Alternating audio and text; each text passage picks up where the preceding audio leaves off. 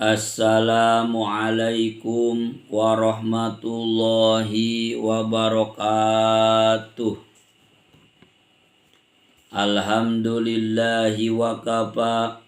Wassalatu wassalamu ala rasulihi al-mustafa wa ala alihi wa sahbihi wa man ihtada, amma ba'du.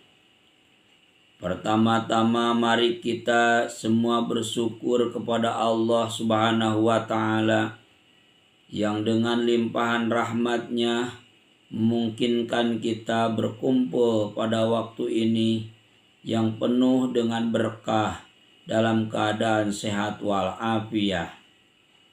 Sholawat beserta salam semoga tercurah limpahkan kepada junjungan kita, Nabi Muhammad sallallahu alaihi wasallam.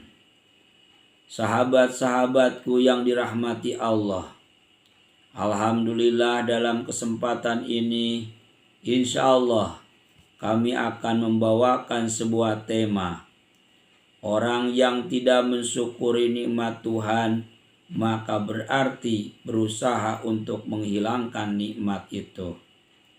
Sahabat-sahabatku yang dirahmati Allah, barang siapa yang tidak suka menghadap kepada Allah dengan halusnya pemberian atau karunia Allah, maka akan diseret supaya ingat kepada Allah dengan rantai-rantai ujian atau musibah. Sahabat-sahabatku, ada dua perkara yang menjadikan seorang hamba itu bisa taat dan menghadap kepada Allah Subhanahu wa ta'ala.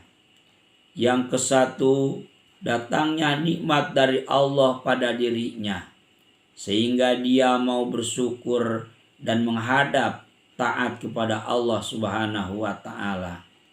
Yang kedua, datangnya macam-macam musibah dan bencana pada dirinya atau hartanya, lalu ia bisa sadar dan kembali kepada Allah Subhanahu wa ta'ala. Terkadang musibah itu juga bisa menjadi sebab ia meninggalkan bergantung pada dunia dan hanya bergantung pada Allah. Karena yang diinginkan Allah pada hambanya yaitu kembalinya hamba kepada Allah dengan cara menurut ridho atau secara dipaksa. Sahabat-sahabatku yang dirahmati Allah, barang siapa yang tidak suka, yang tidak sadar dan zikir ingat kepada Allah ketika sehat dan murah rezeki, maka akan dipaksa oleh Allah supaya zikir ingat kepada Allah dengan tibanya musibah atau bencana. Maka dalam kedua hal itu Allah berkenan akan menuangkan nikmat karunia yang sebesar-besarnya kepada hambanya. Sebagaimana Allah berfirman, "Man lam yaskur nikmat faqad ta'arrada li zawaliha wa man sakaroha faqad qayyada bi iqaliha." Barang siapa yang tidak mensyukuri nikmat Tuhan, maka berarti ia berusaha untuk menghilangkan nikmat itu. Dan barang siapa mensyukuri nikmat Tuhan, berarti telah mengikat nikmat itu dengan ikatan yang sangat kuat.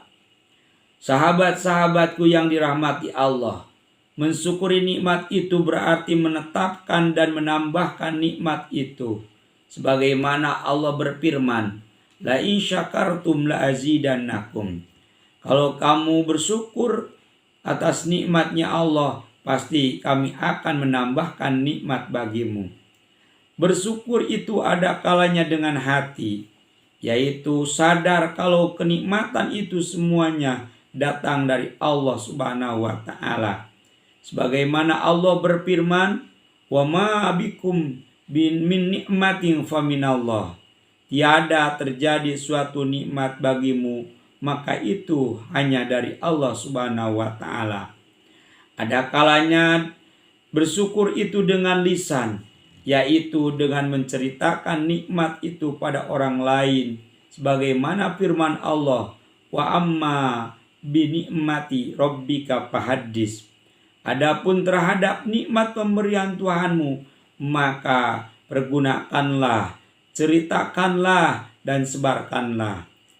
Dan ada kalanya dengan anggota badan, yaitu dengan taat kepada Allah, sehingga jangan sampai anggota tubuh digunakan untuk melakukan perkara yang tidak diridhai oleh Allah Subhanahu wa taala.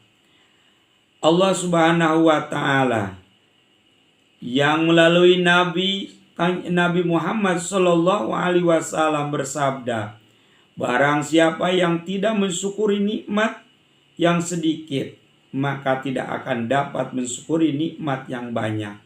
Dan barang siapa yang tidak berterima kasih kepada sesama manusia, berarti tidak dapat berterima kasih kepada Allah Subhanahu wa taala.